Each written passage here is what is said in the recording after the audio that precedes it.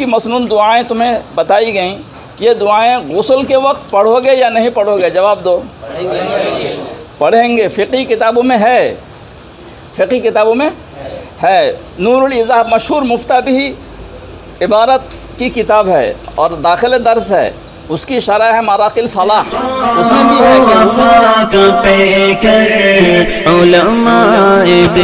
طہارت و نجاست کے بارے میں کافی تاکید آئی ہے، قرآن میں بھی حدیثوں میں بھی ہے نا۔ جیسے الطہور شطر الایمان، فیہ رجال یحبون ان یتطہروا تو قرآن میں ہے، اور طہارت سے متعلق بہت ساری آیتیں ہیں قرآن میں۔ اور طہارت شطر الایمان ہے، یعنی ایمان کا آدھا ہے یا بہت بڑا حصہ ہے، اس لیے ایمان کی محنت ضروری ہے اور طہارت سیکھنا بھی ضروری ہے۔ نماز کو بھی درست کرنے کی ضرورت ہے، اور نماز نہیں ہوگی جب تک وضو ٹھیک نہ ہو۔ اس لیے اور افسوس یہ ہے کہ امت سیکھنے کے لیے تیار نہیں۔ وضو سے پہلے نجاست پوری طرح نجاست سے طہارت حاصل کرنا بہت ضروری ہے، اس لیے طہارت اور نجاست کے مسائل الگ سے سیکھو، اس کے لیے الگ مجلس قائم کرو۔ انشاءاللہ اگر اللہ نے مجھے توفیق دی تو انشاءاللہ میں بتا دوں گا طہارت اور نجاست کے مسائل۔ امید ہے 15 منٹ میں مکمل کر دوں گا۔ کتنے منٹ میں؟ 15 منٹ میں انشاءاللہ۔ خلاصہ لکھ رکھا میں نے۔ ابھی وضو کرنا ہے۔ بہت سارے محدثین کہتے ہیں کہ وضو میں بھی نیت کرو۔ کیوں وضو کر رہے ہو؟ ویسے مسجد میں جاتے ہیں نماز پڑھنے کے لیے، ظاہری بات ہے نماز پڑھنے کے لیے مسجد جاتے ہیں، پھر بھی بزرگان دین کہتے ہیں کہ اس میں اگر نیتیں بڑھاؤ تو ثواب میں اضافہ ہوگا۔ کوئی گناہ تو نہیں ہے۔ یہ اختلاف چھوڑو کہ فلاں مذہب میں نیت ضروری نہیں ہے، یہ سب اختلاف چھوڑو، مگر اچھی چیز کو دیکھو۔ نیت کرنے سے کیا گناہ ہوگا؟ وضو میں اگر ہم نیت کریں وضو سے پہلے کہ ہم نماز پڑھنے کے لیے وضو کر رہے ہیں، قرآن تلاوت چھو کر کے، قرآن کو مس کر کے، قرآن کو پکڑ کر کے تلاوت کرنے کے لیے ہم وضو کر رہے ہیں، تقرب الہی کے لیے وضو کر رہے ہیں، ہے نا، فرشتوں سے مشابہت اختیار کرنے کے لیے وضو کر رہے ہیں، کوئی گناہ ہوگا؟ اس لیے اختلاف کو کم کرنے کی ضرورت ہے۔ نیت کر لینی چاہیے، اگرچہ فرض نہیں ہے۔ اور قصداً جو آدمی وضو کرے یا ایک بالاضطرار وضو کرے، وضو ہو جائے گا وہ بات الگ ہے، سب چھوڑو۔ اور وضو سے پہلے مصنون دعائیں ہیں، اور سب سے آسان دعا جو مسند بزار کے حوالے سے ہم تک پہنچی ہے وہ ہے وضو سے پہلے بسم اللہ الرحمن الرحیم کہہ کر وضو کرنا۔ کیا؟ بسم اللہ الرحمن الرحیم۔ لو بسم اللہ، اب پہلے سن لو، بسم اللہ الرحمن الرحیم کہہ کر وضو شروع کرنا بہت آسان ہے۔ اگرچہ دوسری مصنون دعائیں بھی ہیں، اگر کسی کو یاد ہو تو وہ پڑھو، یاد نہ ہو تو بسم اللہ الرحمن الرحیم تو مشہور قرآن کی آیت بھی ہے، دعا بھی ہے۔ اور پاک پانی سے بھی وضو کرنا ہے، یہ مسئلہ وہ طہارت نجاست سے متعلق ہے، اس لیے ابھی پانی کے مسائل بیان نہیں کرتا۔ وضو جب شروع کرو گے تو وضو میں کتنی سنتیں ہیں نور الایضاح وغیرہ میں پڑھ چکے ہو۔ بسم اللہ الرحمن الرحیم کہہ کر وضو شروع کرنے کے بعد وضو کی ایک ہی دعا سنت ہے، اللہم اغفر لی ذنبی ووسع لی فی داری وبارک لی فی رزقی۔ بہت سے لوگ اس کو وضو کی ایسی دعا سمجھتے ہیں جیسے بسم اللہ، ایک مرتبہ بسم اللہ پڑھ لی کافی ہو گیا، نہیں، جب تک وضو جاری رہے، چالو رہے، تب تک یہ دعا آدمی پڑھتا رہے۔ اور صرف دعا پڑھنا نہیں زبان سے، بلکہ یہ مانگنا ہے۔ اور چونکہ ہر دعا قبول ہونے کی شرط کیا ہے؟ پہلے درود ہو، بعد میں بھی درود ہو، اس لیے درود سلام دعا سے پہلے ضرور پڑھ لیا جائے۔ اللہم صلی علی محمد وعلی آل محمد کما صلیت علی ابراہیم وعلی آل ابراہیم انک حمید مجید، یا کوئی بھی درود پڑھ لیا جائے، سلام بھی اگر پڑھ لیا جائے ہو جائے گا۔ کوئی بھی درود، اللہم صلی علی محمد جزا اللہ عنا سیدنا محمد ما هو اہلہ صلی اللہ علی محمد صلی اللہ علیہ وسلم، درود ضرور پڑھ لیا جائے، پھر وہ دعا شروع کی جائے۔ اللہم اغفر لی ذنبی ووسع لی فی داری وبارک لی فی رزقی۔ اس کے علاوہ بعض کتابوں میں جو ایک مشہور دعا ملتی ہے، ہاتھوں کو دھونے کی الگ دعا، چہرے کو دھونے کی الگ دعا، سر مسح کرنے کی الگ دعا، پاؤں دھونے کی الگ دعا، یہ محدثین کہتے ہیں حدیثوں سے ثابت نہیں، یہ دعائیں ثابت نہیں ہیں، بس ایک ہی دعا۔ اور اس دعا کی کافی اہمیت ہے۔ جب رسول اللہ صلی اللہ علیہ وسلم نے صحابہ کرام کو اس دعا کی تعلیم دی تو صحابہ کرام میں سے بعض نے فرمایا یا رسول اللہ یہ دعا آپ ہمیں سکھا رہے ہیں۔ رسول صلی اللہ علیہ وسلم نے فرمایا بتاؤ اس میں دنیا اور آخرت کی کوئی حاجت رہ گئی ہے باقی؟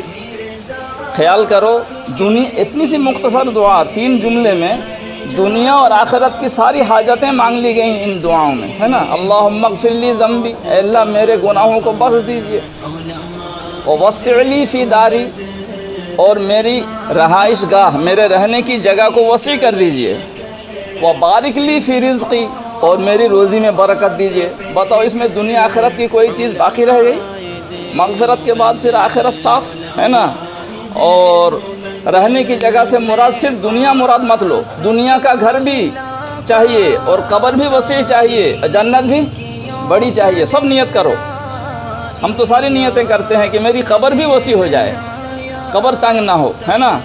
میری کسی غلطی کی وجہ سے اگر قبر تنگ ہو جائے تکلیف ہوگی نا۔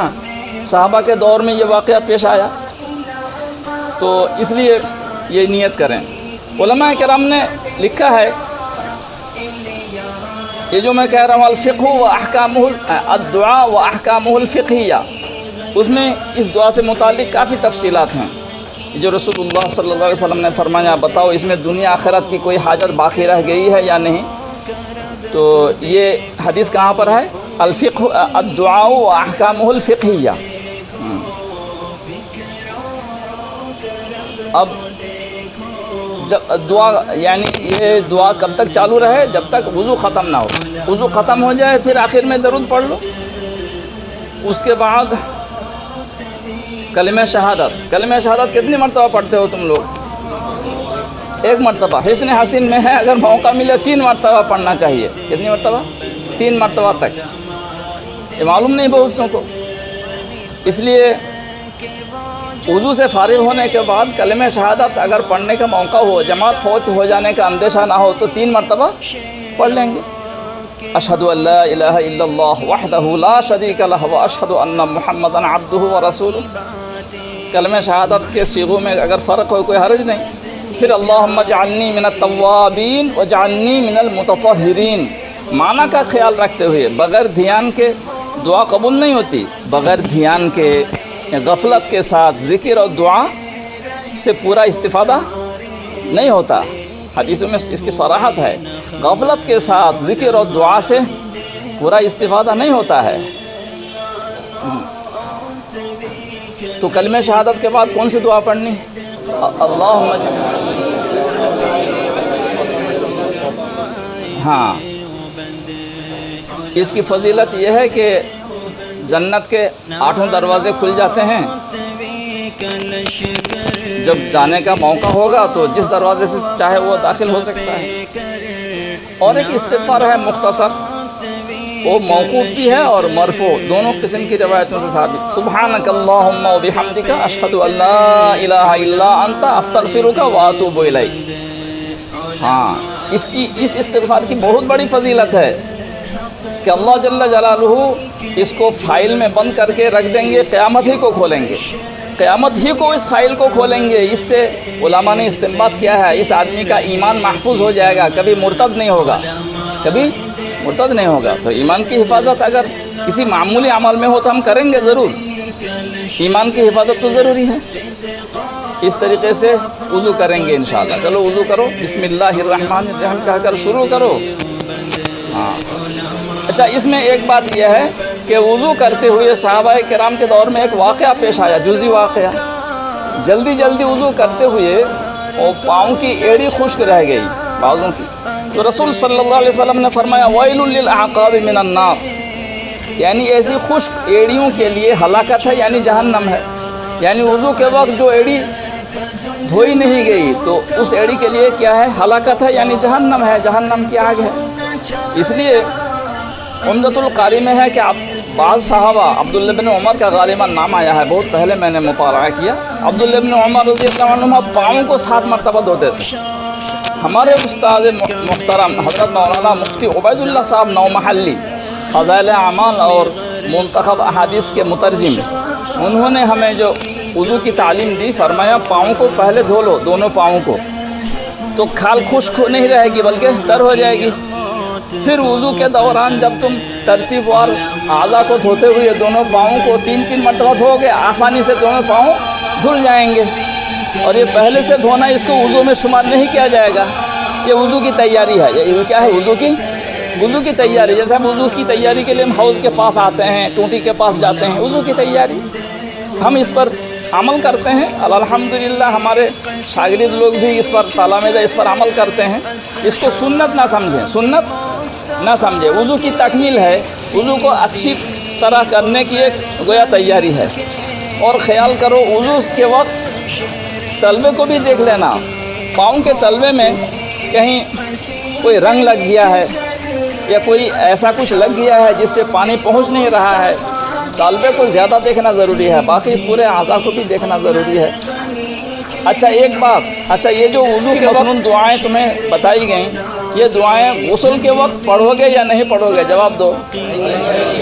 پڑھیں گے، فقہی کتابوں میں ہے، فقہی کتابوں میں ہے۔ نور الایضاح مشہور مفتابی عبارت کی کتاب ہے اور داخل درس ہے، اس کی شرح ہے مراق الفلاح، اس میں بھی ہے کہ وضو کی دعائیں غسل کے دوران بھی پڑھی جائے۔ یہ میں نے جب یوٹیوب پر چھوڑا تو بہت سارے محبین کی طرف سے سوال آیا کہ بہشت زیور میں منع کیا گیا اور آپ نے اجازت دی۔ میں نے کہا بہشت زیور میں تو فتاویٰ ہیں، کیا ہیں؟ فتاویٰ، اور خاص طور سے بہشت زیور کے مصنف بہت بڑے جلیل القدر مجدد زمان تھے جن کی نگرانی میں کتاب لکھی گئی، اور ان کو معلوم ہے بہت سے علاقوں میں برہنہ نہانے کی عادت ہے، برہنہ نہانے کی عادت ہے، اور برہنہ حالت میں یعنی جب بدن پر لباس نہ ہو تو دعا کرنا، ذکر کرنا منع ہے، مگر یہ برہنہ ہو کر نہانا پوری دنیا میں نہیں ہے یہ عادت، ہے نا؟ جیسے ہمارے مشرقی ہند میں یا جنوبی ہند میں یا دوسرے ملکوں میں پورا سطر چھپا کر کے ہم لوگ نہاتے ہیں۔ اس لیے اور اس مسئلے میں اختلاف بھی نہیں ہے کہ وضو کی ساری دعائیں غسل کے دوران بھی پڑھی جائیں گی اور وہی فضیلتیں حاصل ہوں گی جو وضو کے بعد اور وضو کے دوران پڑھنے کی فضیلت حاصل ہوتی ہے۔ اور وضو کی دعائیں غسل کے دوران پڑھ سکتے ہیں، یہ ہماری کون سی کتاب میں ہے؟ نور الایضاح کی شرح مراق الفلاح میں ہے، اور فقہ شافعی کی معتبر کتاب فتح المعین، کیا ہے؟ فتح المعین، فتح المعین میں بھی یہ مسئلہ ہے، فتح المعین کی شرح اعانۃ الطالبین میں بھی ہے، اور میں فقہ شافعی کی کتاب پڑھا چکا ہوں کیرالہ میں، جنوبی ہند میں الحمدللہ، اس لیے اس مسئلے میں کوئی اختلاف نہیں ہے۔ جب 8 دروازے جنت کے کھل جائیں گے، غسل کے بعد بھی ہم پڑھیں گے کلمہ شہادت اور اللہم اجعلنی من التوابین واجعلنی من المتطہرین، اور وہ استغفار ہے نا۔ علماء نے کہا ہے جو مسلمان ان دعاؤں کی پابندی کے ساتھ مسنون طریقے سے وضو کرے گا، کبھی اس کا گھر تنگ نہیں رہ سکتا، اس کا گھر بھی وسیع ہوگا۔ آج مسلمان روزی اور روزگار کی وجہ سے پریشان اور گھر کے لیے پریشان ہے نا، مکان بھی وسیع ہو جائے گا۔ جو لوگ یعنی مسنون طریقے پر وضو کرتے ہیں اور مسنون دعاؤں کے ساتھ دعاؤں کی پابندی کرتے ہیں وضو کے دوران اور غسل کے دوران، تو وہ جو ووسع لی فی داری ہے نا، تو مکان بڑا ہو جائے گا۔ دیکھو گے تم اگر عمل کرو گے ہمیشہ تمہارا مکان بڑا ہوتا ہی رہے گا انشاءاللہ۔ چلو وضو کرو۔ نانات بك لشکر صدقا وفا کا پیکر، نانات بك رگڑنا سنت ہے فقہ حنفی میں، فقہ مالکیہ میں رگڑنا واجب ہے۔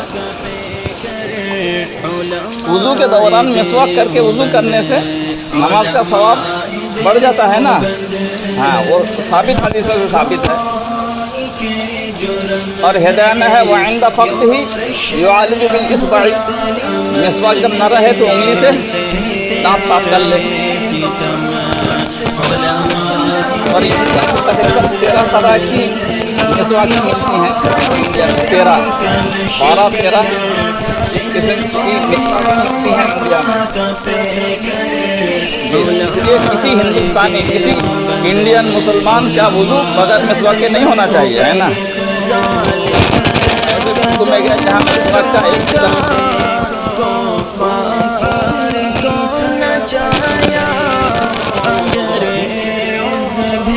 سر مسا کرنے کا یہ جو تم طریقہ اپناتے ہو اس میں وہ حسن حدیث سے ثابت ہے، وہ بھی ثابت ہے حسن حدیث سے.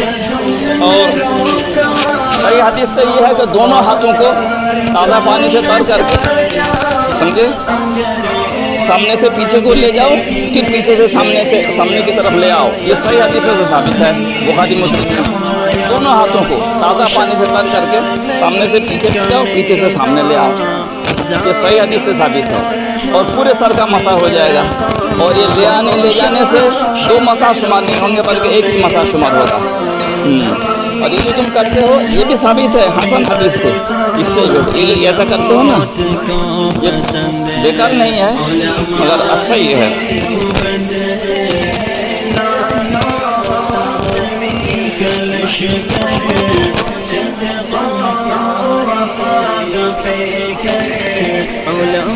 کریں گے تم پہلے کر لو نا، ہم تو دیکھ رہے ہیں جیسے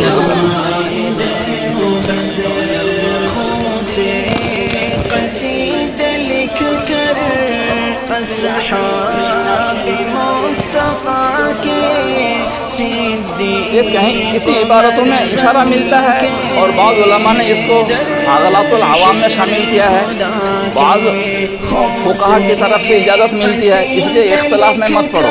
کوئی اگر انگلی اٹھائے منع بھی کرنے کی ضرورت نہیں اور کسی کو ترغیب دینے کی بھی ضرورت نہیں.